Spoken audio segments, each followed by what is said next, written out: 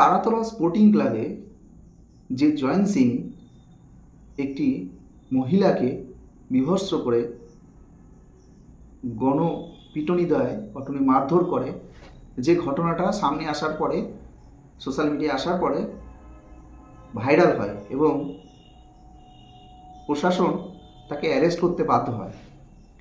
যে জয়েন্ট সিং, যে কিনা যার নামে 9(9)টির উপর ধারা, কামারহাটি থেকে শুরু করে দক্ষিণেশ্বর থেকে শুরু করে সমস্ত জায়গায় তার নামে 9টি জায়গায় তার নামে কেস, কিন্তু তবুও এই জয়েন্ট সিংয়ের মাথায় মদন মিত্রের মতন এমএলএ থাকার জন্য সে কিন্তু বেঁচে যায়।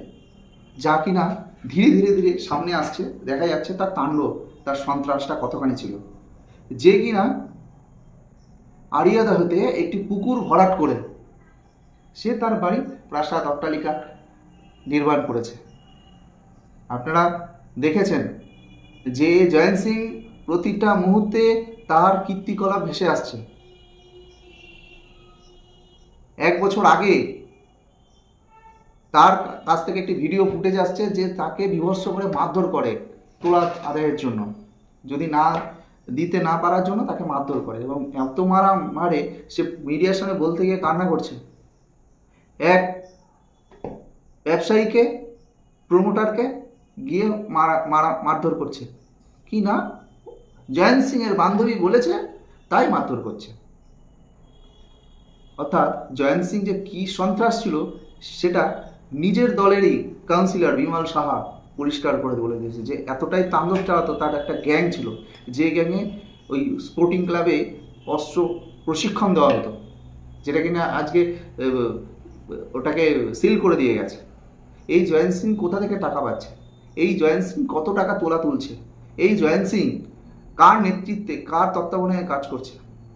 আমরা আপনি সবাই সেটা বুঝতে পারছি।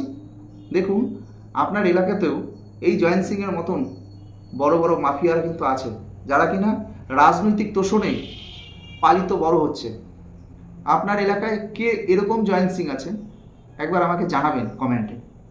কারণ আপনারা জানেন যে পশ্চিমবঙ্গে নারীদের কোনো, দক্ষিণবঙ্গে দেখতে পেলে চোপড়াতে দেখতে পেয়েছেন নারীদেরকে কি করে বিভৎস করে সবার সামনে ফেলে মারধর করেছে, এবং মারধর করার পরে সেখানের এমএলএ বলছে এটা মুসলিম রাষ্ট্র।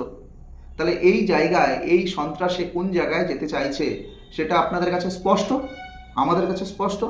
পশ্চিমবঙ্গে যে শাসন ব্যবস্থা চলছে সেটা তালিবানি শাসন ব্যবস্থা চলছে।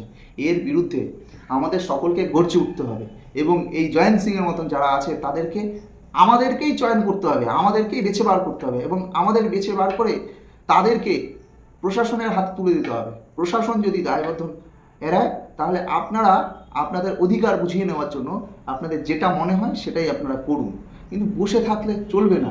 এই জয়েন্ট সিংয়ের মতন মানুষরা, এই সন্ত্রাসবাদীরা, এই যে সমাজ বিরোধীরা, যে নেতাদের মদতপুত্রে বড় হচ্ছে, তাদের বিরুদ্ধে গর্জে উঠতে হবে, না হলে হয়তো সামনের দিনগুলো আরও ভয়াবহ অবস্থা আসবে।